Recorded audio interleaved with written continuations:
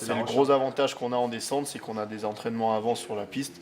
Et je pense que la vidéo maintenant c'est un outil qui est quasiment indispensable et qu'on se sert tout le temps, quoi. Même à l'entraînement nous pour bosser techniquement. Et puis après c'est plus sur les lignes, plus sur les intensités et sur les courses. Mais tout l'été, l'automne, on bosse beaucoup dessus techniquement.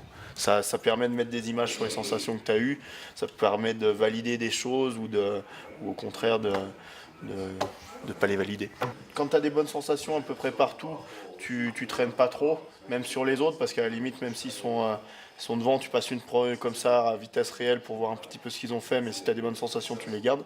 Par contre, ça peut être hyper bénéfique si tu as un endroit que tu sens pas bien ou tu sens que tu n'as pas été top, de regarder ce qui est possible de faire, parce que généralement, quoi qu'il arrive, quand tu prends comme ça intermédiaire par intermédiaire, les gars, ça ira pas forcément beaucoup plus vite à la course. Donc c'est pour ça que c'est intéressant de voir s'il a vraiment pris des risques et que c'est passé au coup de chance, ou si justement ça peut passer en raccourcissant un petit peu plus les lignes, en étant un peu plus d'engagement ou des trucs comme ça. D'abord on essaye de regarder toute la descente. En gros, généralement on récupère les images télé. Et puis après, il y a chaque entraîneur qui est posté sur la piste qui filme sa partie. Comme ça, généralement, la plupart du temps, on a l'intégralité de la piste. Donc je regarde d'abord toutes mes vidéos.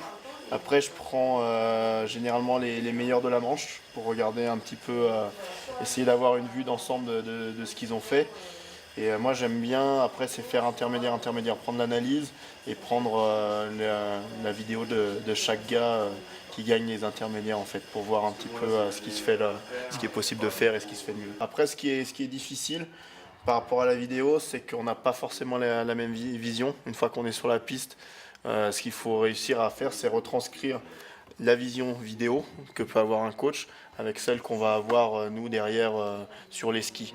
Et c'est pas forcément évident. Là, ce qui sera intéressant, c'est de voir justement une caméra embarquée. Mais pour l'instant, tout ce qu'on a pu avoir, ça reflète pas forcément très bien la vision qu'on peut avoir nous derrière.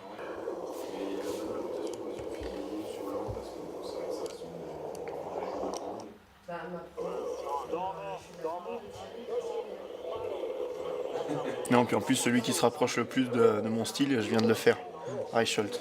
Et c'est con parce qu'il y a eu pas mal de petits commentaires sur Reichelt. Mais je vais pas te les refaire parce que maintenant ça va être moins spontané. Mais là, tu vois, par exemple, par rapport à un Paris sur le haut, bon déjà il glisse bien plus que moi. Il emmène un petit peu plus d'inertie puisqu'il a un physique un peu plus lourd. Et puis c'est surtout qu'il est vachement plus grand, quoi. Et au niveau de tous les petits mouvements de terrain, il est très bon. En plus, il a un très bon timing pour les amortir. Et ça, c'est à la limite quelque chose que tu dois ressentir sur les skis. À la vidéo, tu le vois, mais tu peux pas forcément. C'est pas quelque chose que tu peux retranscrire directement sur les skis. Alors que t'en as d'autres, des Reichelt, qui vont être très propres, beaucoup sur la taille, sur les courbes. Et du coup, ça, c'est quelque chose, tu peux te dire, bah tiens, demain, je peux, dans l'état d'esprit, c'est dire, bah tu restes sur la taille du ski et tu forces pas ton ski.